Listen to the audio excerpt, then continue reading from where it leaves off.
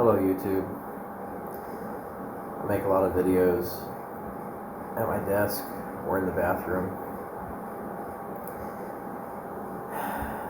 If someone makes you feel unsafe, don't ever ignore that instinct, that sixth sense. Some people call it a spider sense. I like to think of it as God watching out for you. Gives you that intuition, like an angel on your shoulder, to tell you, hey, this person's not good. It's not a good idea to stay around this person. Don't let this person come around you. Never ignore your gut instinct. If your intuition tells you, hey, there's something wrong with this person, or you see that they're disrespectful to other people, they're abusive to other people, the odds are very good that if you have to deal with that person is somebody who might hurt you. Now, this is coming from a domestic violence survivor. I often reference the scars on my forehead. I was attacked in my sleep by somebody that I thought loved me. There were lots of red flags. There were warning signs. The person eventually killed themselves. And then I learned of all kinds of other horrors that were going on. And I learned that I had been living with a psychopath. That's not the only time I've encountered a person like that. And now I speak and I give my advice and my experiences to other people out there who are domestic violence victims and survivors, and people who are victims of violent crime, in terms of how to better protect themselves and establish home security that's meaningful. You need to have friends that live around you. You need to befriend the good neighbors that you have, people who are armed, and you need to form alliances with those people. And you need to have video cameras and signs posted telling people don't trespass on your property. It's not that you don't want to be friendly to people, but you have to have firm boundaries with people.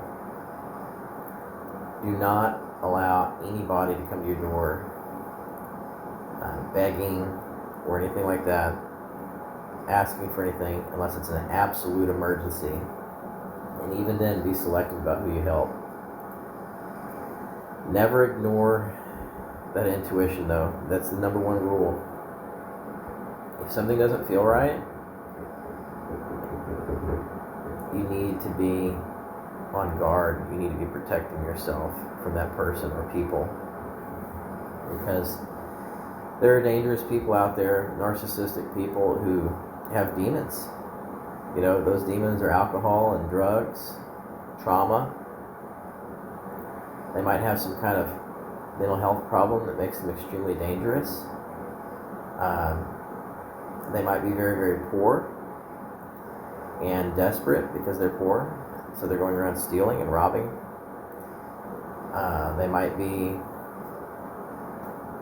somebody who's sexual deviant, somebody who's likely to assault you given the opportunity if they found you walking down the street in the dark. You just never know. You never know what people are capable of. And don't ever ignore the warning signs.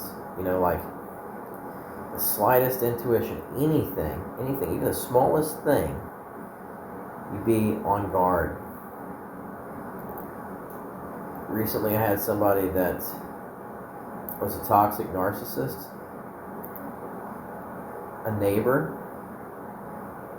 somebody new who entered my life, saw me walking, heard from other people that they had gotten help from me with something, and this person approached me and started asking me for help fixing their bike, and then soon it was other things, asking for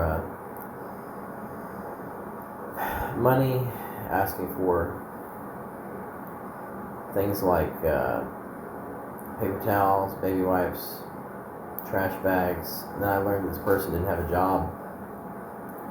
This person was a felon, a violent, convict, and potentially very dangerous. And they had certain political affiliations that were unpopular. And I was leery of this person. But it took them cutting me off a number of times and telling me I don't want to F with it right now, even though they had asked me to help out with something. And there was just so many different circumstances that came up where this person would seek me out where I was at or in another place that I would hang out and ask me for things, And the deal is that convicts and criminals are manipulators. Okay, that's the number one thing you need to realize about these people.